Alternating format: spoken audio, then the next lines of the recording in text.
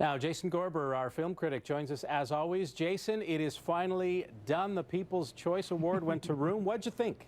I love Room. Room is amazing. Room is probably going to be Brie Larson's Oscar nomination, which is not something I'd ever thought would actually happen in the next few years. But it's a tremendous film, shot in Toronto, based on a best-selling book, a really tremendous story that opens up. It's not just the concept, it's the concept of a mother and a child locked into a place.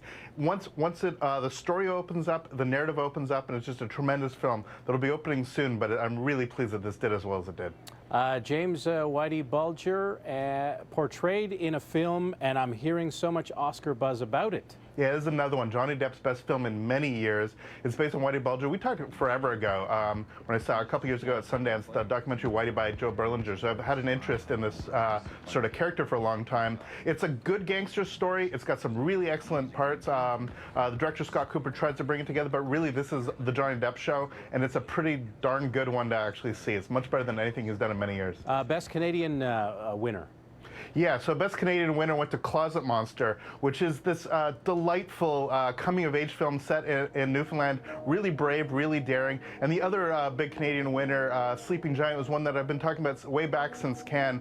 Really pleased to see these Canadian films really showcasing. Do you think Closet Monster is going to get the kind of support that it deserves? This award will absolutely help that. I mean, it absolutely deserves this kind of support, but this is going to get not only national attention, but international attention because of this award. And on the documentary front, a doc called Hurt.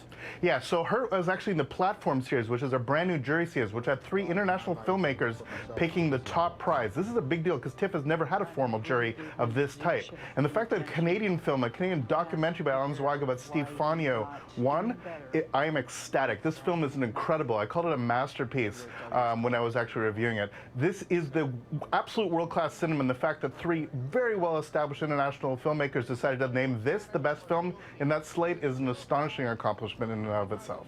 And finally, a film called Hardcore.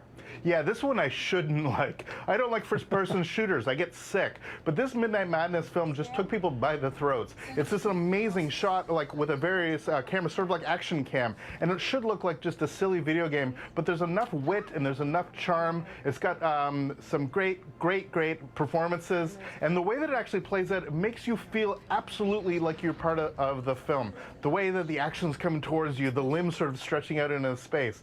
Look, I had to sit further. I normally sit quite close to the screen. I had to sit further back, was first row of the balcony at the Ryerson here. But when this film sort of erupted, we just felt that we're in for something really new and remarkable. Now, this is also one of the big financial successes of TIFF. The director, lovely guy, went to LA and actually negotiated, I believe, an $11 million buy for his film. So this is the type of thing that TIFF's all about. It's about the business, about the parties, it's about this. But for me, it's about the films. And this is one of those films that was an amazing thing to discover. Definitely about the films, and thank you very much for guiding us through the festival once again. Jason, have a great week. Take care, Scott.